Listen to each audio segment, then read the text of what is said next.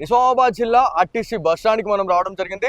So ఎవరైతే దీవాళీ పండుగకి వచ్చిన వాళ్ళు ఎవరైతే ఉన్నారో ఖచ్చితంగా తిరుగు ప్రయాణంలో భాగంగా అసలు ఎట్లా ఉంటాయి సర్వీసెస్లు, దాంతో పాటు బస్సులు అనేది అవైలబుల్గా ఉన్నాయా లేదా అనేది చాలా మంది ప్రయాణికులకు ఉన్నటువంటి క్వశ్చన్స్. సో చాలా మంది కామెంట్లు ఏమని పెడతా ఉన్నారంటే, ఏవైతే దివాళీ అయిపోయిన తర్వాత మనం మళ్ళీ వృత్తిరీత్యా మనకి ఎక్కడైతే మనం సెటిల్ గా ఉన్నటువంటి ప్లేసెస్ ఏవైతే ఉన్నాయో అక్కడికి వెళ్ళాలంటే మళ్ళీ ఆర్టీసీ బస్సులు అనేది మళ్ళీ మనం వెళ్ళాల్సింది ఉంటుంది. కాబట్టి బస్సులు సరైన టైంకి ఉంటున్నాయా, దాంతో పాటు బస్సులు ఎన్ని అదనంగా వేయడం జరిగిందనే దాని గురించి ఖచ్చితంగా మనం మాట్లాడుకోవాలి. ఎందుకంటే టోల్ ప్లాజాలు, దాంతో పాటు ఎక్కడైతే మనకి ఏరియాస్లలో చాలా పెద్ద పెద్ద క్యూ లైన్స్ అనేది కనిపిస్తా ఉన్నాయి. సో బస్సులు అనేది కరెక్ట్ ఉన్నాయా, లేకపోతే ప్రయాణికులకు ఎలాంటి ఏర్పాట్లు చేశారు అనే దాని గురించి మనతో మాట్లాడడానికి నిజామాబాద్ జిల్లా ఆర్టీసీ డిఎం గారు అయితే ఉన్నారు, ఆనంద్ గారు, వారితో మాట్లాడడం. సార్ నమస్తే సార్. సో చాలా మందికి ఈ దివాళీ పండగకి వచ్చేటప్పుడు ఎంత పెద్ద టాస్క్ ఉంటుందో పోయేటప్పుడు కూడా సేమ్ అంతే పెద్ద టాస్క్ అనేది ఉంటుంది. సో మీ ఆర్టీసీ నుంచి ఎట్లాంటి ఏర్పాట్లు చేస్తారు సార్? ఎన్ని బస్సులు ఏమైనా అదనంగా వేయడం జరిగింది? సహజంగా దసరా పండుగ, సంక్రాంతి పండుగకి ఏదైతే ట్రాఫిక్ ఎక్స్పెక్ట్ చేస్తామో ఆ స్థాయిలో లేదు, కానీ మంచి ట్రాఫికే ఈ దీపావళి కూడా రావడం జరిగింది. దీపావళికి వచ్చేప్పుడు మేమైతే ట్రాఫిక్ లైన్స్ కోసం జేబీఎస్ లాంటి ప్రాంతాలకు ఎక్స్ట్రా బస్సులు పెట్టడం జరిగింది. వాటితో అక్కడి నుంచి ఇక్కడికి ట్రాఫిక్ చాలానే రావడం జరిగింది. అయితే తిరుగు ప్రయాణంలో మాత్రం కొంత మండే మార్నింగ్ కొంత ఎక్కువనే ట్రాఫిక్ వెళ్ళినారు. మండే అంతా కూడా మంచి ట్రాఫికే ఉంది. దెన్ ఇవాళ మార్నింగ్ కూడా కొంత ట్రాఫిక్ క్లియర్ అప్ చేయడం జరిగింది. సో దూర ప్రాంతాల నుంచి సహజంగా పెద్ద పండుగలకు వస్తూ ఉంటారు, కానీ దీపావళికి మనకి అంత ట్రాఫిక్ రాలేదు. జేబీఎస్ వరకు మాత్రం చాలా ట్రాఫిక్ క్లియర్ చేయగలిగాం. సార్ అంటే ఇప్పుడు ఒక జిల్లా నుంచి ఇంకొక జిల్లాకి వెళ్ళాలనుకున్నా, దాంతో పాటు ఒక రాష్ట్రానికి వెళ్ళాలనుకున్నా, కర్ణాటక, తమిళనాడు, మహారాష్ట్ర, సో ఈ ఏరియాలో మన సౌత్ ఇండియాలో దీవాళి అనేది కూడా చాలా పెద్ద ఎత్తున వేసుకుంటా ఉంటాం. సో అట్లా వివిధ రాష్ట్రాలకు పంపించే వాళ్ళకి ఎట్లాంటి ఏర్పాట్లు ఉన్నాయి? అంటే వేరే బస్సులు ఏమైనా ఏర్పాటు చేశారా?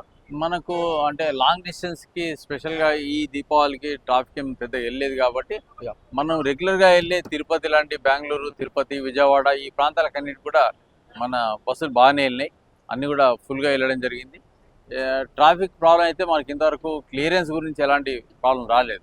సఫిషియెంట్ బస్సెస్ మనం ప్రొవైడ్ చేయాలి. ఓకే సార్, ఇప్పుడు ఇట్లా అంటే ఒక జిల్లా నుంచి ఇంకొక రాష్ట్రానికి వెళ్ళాలనుకుంటే కూడా ఎవరైతే డ్రైవర్ అని ఉన్నారో వాళ్ళది చాలా పెద్ద క్రూషియల్ రోల్ అనేది ఉంటది. సో వాళ్ళు ఒక్కరే డ్రైవ్ చేస్తారా? అంటే ఎంతమంది ఉంటారు సార్ ఒక బస్ లో? లాంగ్ డిస్టెన్స్ సర్వీసులు అన్నిటికి కూడా ఇద్దరు డ్రైవర్లు ఉంటారు. ఎందుకంటే నైట్ కూడా ట్రావెల్ చేయాల్సిన పరిస్థితి ఉంటాయి కాబట్టి బస్ అంతా నైట్ లో జర్నీ చేస్తూ ఉంటుంది. సో ప్రతి లాంగ్ డిస్టెన్స్ బస్సులో ఇద్దరు డ్రైవర్లు ఉంటారు. కొంత ఒక రెస్ట్లో ఉన్నప్పుడు ఇంకో డ్రైవ్ చేస్తూ ఉంటాడు. మనకు తిరుపతి, బెంగళూరు, వైజాగ్ లాంటి అన్ని ప్రాంతాలకు కూడా డబుల్ డ్రైవర్ సర్వీస్ వెళ్తూ ఉంటాయి. ఓకే సార్, ఇప్పుడు ఈ ఎలక్ట్రిక్ బస్సెస్ ఏవైతే ఉన్నాయో నార్మల్ గా వీటికంటే ఇంత పరిమితి, అంటే ఈ నుంచి ఈ దాకానే పోవాలి అని ఏమైనా రిస్ట్రిక్షన్స్ ఏమైనా ఉంటాయా, లేకపోతే ఓవరాల్ స్టేట్ లో ఎక్కడన్నా అవి వెళ్తాయి? దానికి ఉన్న బ్యాటరీ కెపాసిటీని బట్టి ఉంటుంది. సహజంగా మనకు సుమారుగా 270-280 కిలోమీటర్ల వరకు అది ఒకసారి ఛార్జ్ అయితే పోయి రాగలిగే పరిస్థితి ఉంటాయి. కాబట్టి ఇక్కడ నుంచి వరంగల్ వరకు వెళ్తుంది. దాని అక్కడ ఛార్జింగ్ చేసుకుని మళ్ళీ డౌన్ లో కూడా ఈజీగా వచ్చేస్తుంది. అట్లాగే హైదరాబాద్ వెళ్తే కూడా ఇక్కడ నుంచి జేబీఎస్ వెళ్తే జేబీఎస్ లో ఛార్జింగ్ కొద్దిసేపు చేసుకుని మళ్ళీ వస్తుంది. అంటే టోటల్ గా డిశ్చార్జ్ కాదు అక్కడ, కానీ కొంత అయినప్పటికీ మధ్యలో దారిలో ఇబ్బంది కావద్దని ఒక అరగంట సేపు ఛార్జింగ్ చేసుకుంటే ఫిలప్ అయిపోతుంది. దాని అక్కడ నుంచి నిజామాబాద్ వచ్చేస్తుంది. సార్ దాంతో పాటు డ్రైవర్ అన్నలు, దాంతో పాటు కండక్టర్స్ ఎవరైతే ఉంటారో విధి నిర్వహణలో భాగంగా ఫెస్టివల్స్ అనేది కూడా వాళ్ళు పక్కన పెట్టేసి ఎవరైతే మన ప్రయాణికులు ఎవరైతే ఉంటారో ప్రయాణికులని గమ్యస్థానాలకి చేర్చే విధంగా వాళ్ళు కృషి చేస్తూ ఉంటారు. నిజంగా హ్యాట్స్ ఆఫ్ చెప్పాలా, ఎందుకంటే వాళ్ళకి ఫ్యామిలీస్ ఉంటాయి, ప్రతి ఒక్కరికి కూడా ఉంటాయి. సో దీని గురించి మీ దగ్గర ఎలాంటి సెలబ్రేషన్ చేస్తా ఉన్నారు? ఎందుకంటే ఈ దివాళీని మీరు ఒక ఫ్యామిలీ లాగా ఏర్పాటు చేసుకొని చేస్తా ఉన్నారా? కొన్ని సాధారణంగా మిగతా సర్వీస్ లాంటిది కాదు ఆర్టీసీ ఎమర్జెన్సీ సర్వీస్. ప్రతి ఒక్కరికి పండుగ చేసుకొని ఇచ్చే విధంగా మా డ్యూటీస్ ఉంటాయి. సో మేము కొంత మా సిబ్బంది కొంత త్యాగం చేయాల్సి ఉంటది. కొంత కాదు, చాలానే. ఎందుకంటే ప్రతి ఫెస్టివల్ లో మీరు కీ రోల్ పండగ సమయంలో ఒక పండగ డే తప్పితే మిగతా డే ముందు గాని వెనక గాని మా సిబ్బంది చాలా అన్ని వదులుకొని పనిచేస్తూ ఉంటారు. సో ఒక సైనికుడు లాగా పనిచేసేటువంటి సంస్థ ఇది. మంచి మంచి కార్యం కూడా మేము మా వల్ల కొంతమందికి ఒక మంచి కార్యాన్ని అందించగలిగిన వాళ్ళం అయితే అనే తృప్తితోని మా వాళ్ళు పనిచేస్తారు. Okay sir. సార్ దాంతో పాటు వ్యూవర్స్ చాలా మంది లక్షలాది మంది చూస్తూ ఉంటారు. రెండు తెలుగు రాష్ట్రాల ప్రజలు. సో ఈ రోజు మెయిన్ గా ఎక్కువగా చేసుకుంటా ఉంటాం సెలబ్రేషన్ అనేది. సో 3 days అనేది మనం ఆనవాయితీగా మనం చెప్పుకుంటా ఉంటాం. First day, second day, third day. So ఈ ఇంకొక రోజు కూడా మనకి ఫెస్టివల్ ఉంది కాబట్టి ఎలాంటి జాగ్రత్తలు తీసుకోవాలా, ఎవరైతే ఈ దీపావళి సందర్భంగా టపాకాయలు పేల్చే టైంలో చిన్న పిల్లలు ఉంటారు కాబట్టి, సో అట్లాంటి సేఫ్టీ ప్రికాషన్స్ ఏమైనా? సరే, అంటే మనం బయటి వాళ్ళ గురించి చెప్పలేం కానీ మన సిబ్బంది పరంగా చూస్తే మా సిబ్బందికి అయితే మేము ఎప్పుడు కాషియస్ గా ఉండమని చెప్తా ఉంటాం. అవును. ఎందుకంటే ఇట్లాంటి బస్సుల్లో ఎలాంటి పేలుడు పదార్థాలు, ముఖ్యంగా పటాకులు లాంటి ట్రాన్స్పోర్ట్ చేయకుండా చూసుకునే విధంగా మేము చెప్తా ఉంటాం.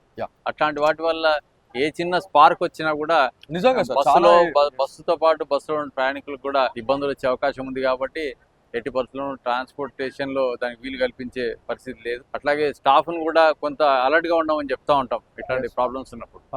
సో మన వల్ల మన ఆర్టీసీ సంస్థకు కానీ లేదా ప్రయాణికులకు కానీ ఎలాంటి ఇబ్బంది కావచ్చు. ఎగ్జాక్ట్ నా నెక్స్ట్ క్వశ్చన్ కూడా అదే సార్. ఇప్పుడు చాలా మంది ఉచిత ప్రయాణంలో భాగంగా ఈ మహాలక్ష్మి పథకాన్ని చాలా మంది చాలా రకాలుగా వాడుతా ఉన్నారు. సో ఎవరైతే మహిళలు ఎవరైతే ఉన్నారో, సేమ్ మీరు అన్నట్టుగానే పటాకాయలు ఏవైతే ఉన్నాయో, పేలుడు పదార్థాలు ఒక ప్రదేశం నుంచి ఇంకొక ప్రదేశానికి తీసుకెళ్తున్నారు అని చెప్పేసి కూడా కొన్ని ఉన్నాయి మనకి. సో దీని గురించి మీరు అవేర్నెస్ చేయడం జరిగిందా? ఇట్లా ఉంది, తప్పకుండా. అందరికి కూడా పండగలకు ముందుగా నాట్ ఓన్లీ పటాకులు మనము ప్రయాణికులకు ఇబ్బంది కలిగించే ఏ ఒక్కదాన్ని కూడా ట్రాన్స్పోర్ట్ చేయనీయం. ఈవెన్ మిర్చి లాంటిది, కారం పొడి లాంటివి కానీ, పటాకులే కానీ, వెపన్సే కానీ, ఈవెన్ పోలీసులు ఉంటే తప్ప వెపన్సే కానీ, ఈవెన్ కర్ర వస్తువులు కానీ, తగలబడే ఎనీ ఐటమ్స్, గాంజా లాంటివి కానీ, ఇట్లాంటి అన్నిటి కూడా ఆల్రెడీ వాళ్ళకు ట్రైనింగ్ పీరియడ్లోనే చెప్పడం జరుగుతుంది. రిపీటెడ్గా కూడా వాళ్ళకు రిఫ్రెష్మెంట్ క్లాసుల్లో కూడా ఇట్లాంటి అన్నీ కూడా ఎలో చేయొద్దు అనేది, మాదక ద్రవ్యాలు, ఈవెన్ కళ్ళు లాంటి ఏవి కూడా ఎలో చేయకుండా చేస్తాం. ఇవన్నీ కూడా ఎట్లుంటాయంటే ఈ వైన్ లాంటిది, అవి కూడా స్పిరిట్ కాబట్టి తగలబడే అవకాశం చాలా ఉంటుంది. ఖచ్చితంగా, అంటే మానవాళికి ఇబ్బంది కలిగించకుండా ఎలాంటిది మీరు ఎంకరేజ్ చేయం. సో దాంట్లో అన్నిటికన్నా ముఖ్యం మీరు అన్నట్టు పటాకులు కూడా. అవి ఒకసారి అన్న స్పార్క్ వచ్చి అన్న డేంజర్ అయిందంటే బస్ అంతా తగలబడే అవకాశం ఉంటుంది. ప్యాసింజర్స్ కూడా చాలా ఇబ్బంది అయ్యే అవకాశం ఉంటుంది. కాబట్టి వాటన్నిటి కూడా మేము ప్రివెంట్ చేస్తాం.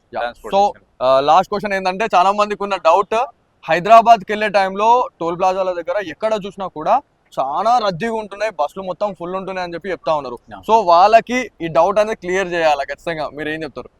అంటే మా వరకైతే మేము చాలా, ఇప్పుడు నిజామాబాద్ రీజన్కి వస్తే సుమారుగా గత సంవత్సరంతో పోలిస్తే ఈ సంవత్సరం చాలా బస్సులు పెరిగినాయి. మనకు మా ఆర్గనైజేషన్ కొత్త బస్సులు చాలా ఇచ్చింది. సుమారుగా 30-40 సర్వీసులు బస్సులు ఇక్కడ పెరిగినాయి.